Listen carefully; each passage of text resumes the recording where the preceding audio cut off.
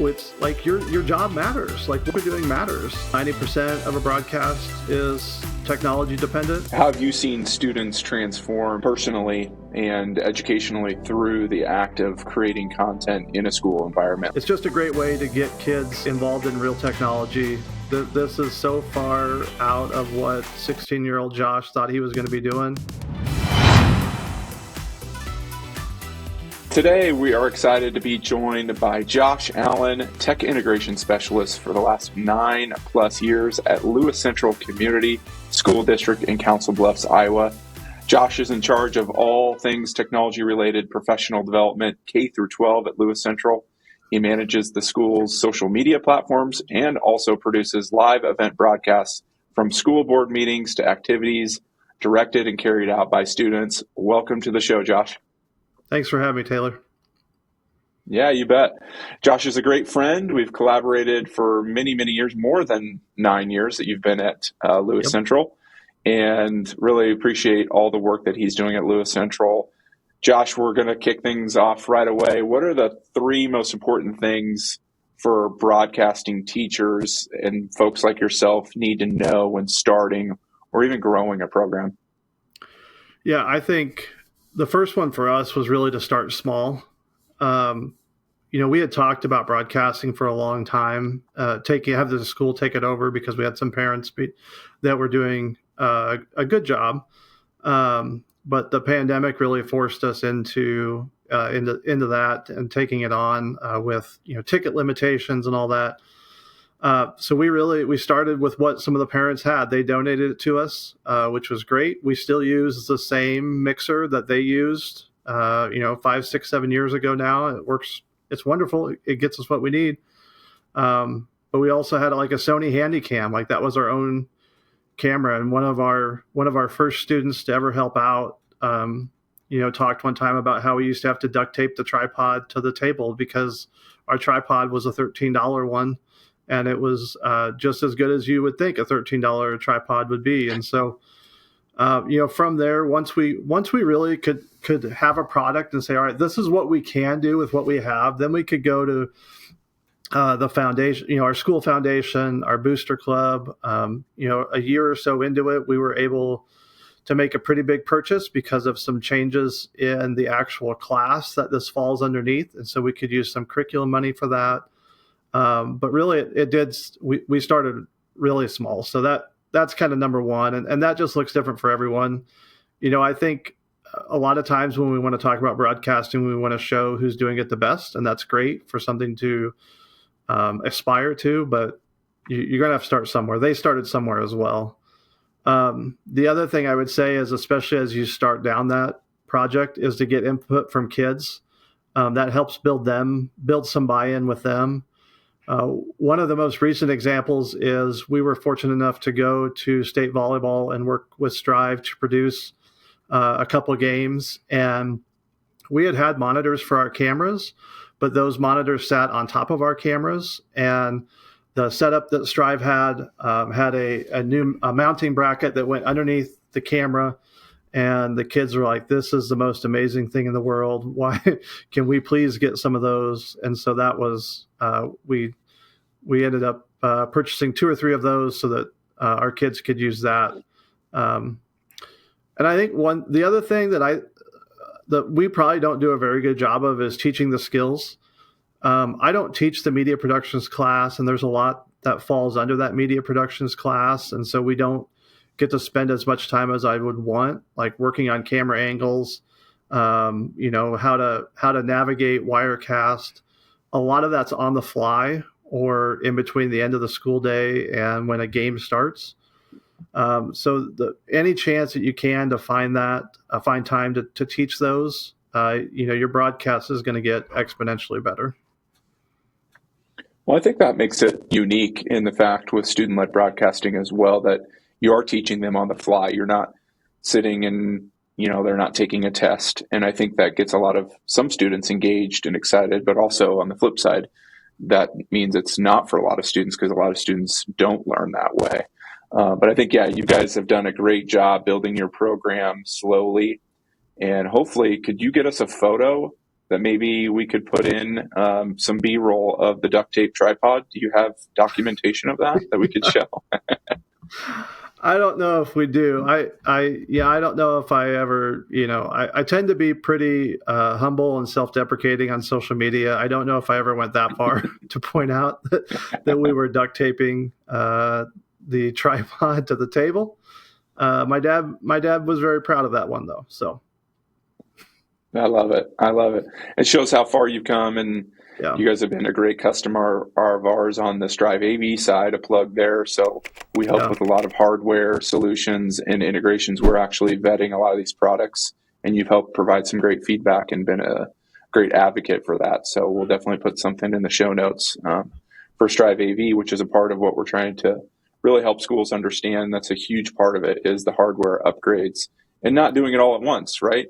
Getting right. those monitors now just recently after fall sports now adds another component, helps your camera operators. Whereas maybe if you would have had that before, you weren't ready for that. So I think, and that leads into the next question, how does the act of broadcasting for students help effectively integrate technology with hands-on learning for them? I think so much of it, I really, I don't know, 90% of a broadcast is technology dependent. Maybe if you're interviewing a coach or a player, maybe you're jotting that down or something like that. But there's just so much hands-on that has to happen with technology, with kind of expensive technology sometimes. I mean, even our new cameras are $1,500 a piece. We have one of the stackable toolboxes that we have to carry up. And I always tell them, like, that's an expensive toolbox. Like, you can't drop that. So, but it's giving them some practice with that, we've dropped plenty of equipment and it's like, well, okay. I mean, that happens. It happens in real life. And so they're getting to use real equipment in real time for a real audience. I am very open with them about the number of people who watch our broadcasts. I use it as a selling point when I'm trying to recruit new students out of class to come help. Friday night we have a game. We'll have, for basketball, we typically have 400 people watching. With the weather, there might be more people watching, and so that should excite kids. I don't use it as like you better do better because we've got 359 people watching. Well, no, it's like your job matters. Like, what you're doing matters, and it matters to people who aren't here, and it matters to people that you'll never meet. And that's awesome. And so to be able to do that with technology, which I think kids are excited about, even like one of the kids who directs is a director for a lot of our events. He joined because he's like, well, I do YouTube live all the time. And so he came in and I was like, all right, here you go. And he's like, what's this switcher thing do? I'm like, well, that's all your cameras. And he's like, oh, I got more than one. Like, yeah. Like we're using real equipment. Now it's not, we only have 4 camera angles. I think I saw on the football. Only? Yeah, only 4. That's it. The college football game, I think, had 89 cameras. I don't think those all fit in the Black Magic. I don't know how many, or at least in our Black Magic, I don't know how many adapters and what have you need to put that in. But I mean, it's a great place to start. I mean, in the end, you just want kids to be excited about what they're doing and excited about representing their school. And so if we can do that through live streaming, the kids share out when the stream is live, because they want, their grandparents or their parents. It's just a great way to get kids involved in real technology, get their hands on it, get some use for it, and some good practice for whatever they decide to do after high school. Yeah, absolutely. Yeah, I love that. How have you seen students transform, maybe personally and educationally, through the act of creating content in a school environment like broadcasting? I think that we have a number of kids who've come back after they're done. After the media productions class doesn't really fit in their schedule anymore because it bounces all over the place. But they still come back and help us broadcast. And so I've gotten to see kids year over year, which is exciting. You see kids take more of a leadership role. We have a girl right now who has been probably at almost every game. She is not in media productions. We do trimesters, so this trimester she is not in it. But she still comes back, and she's willing to help set things up, and she knows where things go, and she can help others troubleshoot and figure things out. And so continuing to build those skills, giving them those opportunities. She was part of the group that we brought down to state volleyball. She was actually the one who was like, I want that bracket so that I don't have to strain my neck up on top of the camera anymore. So then when we got it, I was like, here you go. Figure it out. I don't know how it goes on there. I have an idea, but you figure that out. So just the leadership roles, and she's one that we kind of had some conversations like, what's next after high school? And she's like, I don't know. I might go to work. My family owns a auto repair shop. Might go work there. Great. You know what? You also have these other skills that they have a digital media.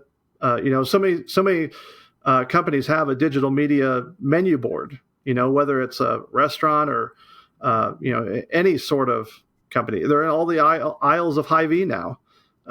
So there's opportunities there. Don't sell yourself short.